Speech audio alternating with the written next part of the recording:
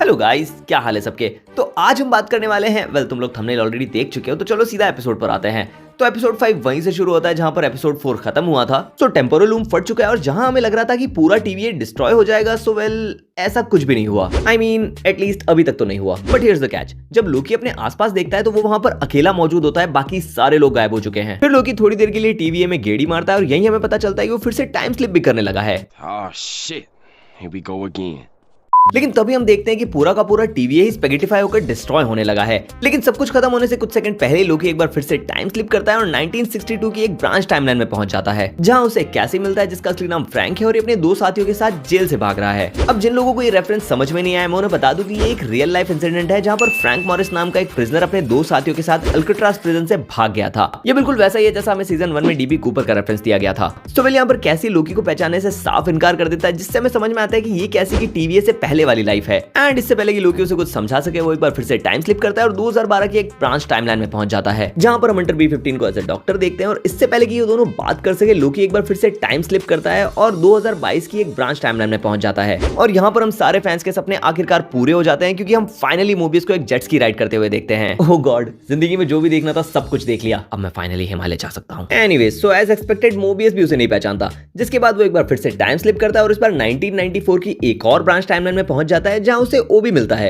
And यहाँ पर हम ओबी की वर्कशॉप देख सकते हैं, जो कि टीवी वाली वर्कशॉप से बिल्कुल आइडेंटिकल है। इसके साथ ही हमें पता चलता है कि इस टाइमलाइन में ओबी एक राइटर और एक फिजिक्स टीचर है, जो कि अगेन लोकी को नहीं पहचानता, लेकिन वो उसकी पूरी टाइम स्लिपिंग वाली बात पर यकीन कर लेता है एंड सजेस्ट करता है कि लोकी को टाइम स्लिपिंग को कंट्रोल करने की कोशिश करनी चाहिए, जिसका लोकी ट्राई भी करता है, लेकिन बुरी तरह से फेल होता है, जो कि काइंड ऑफ एक्सपेक्टेड था, because come on, it's like me trying to be a super Saiyan.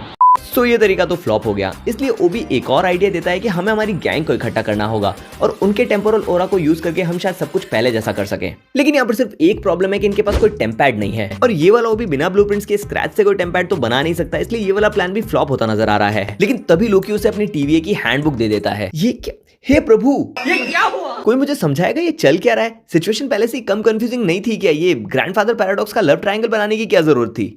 खैर, तो अपनी हैंडबुक ओबी को देने के बाद लोकी एक बार फिर से टाइम स्लिप करके मोबियस के पास पहुंच जाता है, लेकिन इस बार वो उसे टीवी के बारे में पूरा सच बता देता है, जिस पर ऑब्वियसली मोबियस यकीन नहीं करता। आई मीन, कोई भी सही दिमाग वाला आदमी ऐसी बातों पर यकीन क्यों करेगा, राइट? लेकिन तभी ओबी टेम्पैड का एक अर्ली मॉडल लेकर वहां पहुंच जाता है और बताता है कि उसे ये बनाने में 19 महीने लग गए। इस दौरान उसकी जॉब चली गई और उसकी वाइफ भी उसे छोड़कर भाग गई। यार, लोकी ने बेचारे ओबी की जिंदगी सही में जहन्नुम बना दी है। सो ये लोग मिलकर पूरी टीम को इकट्ठा करते हैं और अब सिर्फ एक मेंबर बचा है। सो जब लोकी सिल्वी को लेने जाता है तो उसके तोते उड़ जाते हैं, क्योंकि surprise surprise, unlike others, Silvi तो लोकी को पहचानती है। सो ये लोग एक बार में बैठकर बात कर रहे होते हैं, जहां पर हमें ज़ेनियाक का गेम दिखता है। ओह बेचारा X5। खैर, तो सिल्वी को जो चाहिए था वो उसे मिल चुका है, इसलिए वो लोकी से मूव ऑन करके एक नई जिंदगी की शुरुआत करने के लिए कहती है। यार, हर लड़की ऐसा क्यों कहती है?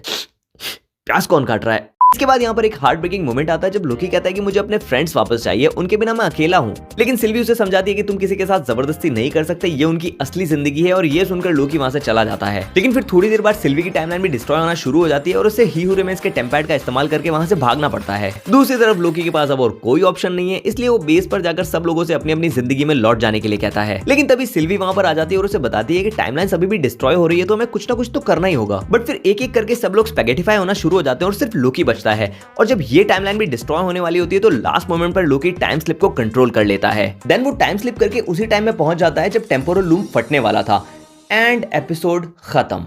अब एपिसोड फिनाले में क्या होने वाला है, इस पर अगर तुम लोगों की कोई थ्योरी है तो मुझे कमेंट सेक्शन में जरूर बताओ। इसके अलावा अगर तुम्हें ये वीडियो अच्छी लगी हो तो इसे लाइक करो, अपने दोस्तों के साथ शेयर करो, ऐसी और वीडियोस देखने के लिए चैनल को सब्सक्राइब करो। अब मैं तुमसे मिलता हूं अगली वीडियो में, तब तक के लिए बाय।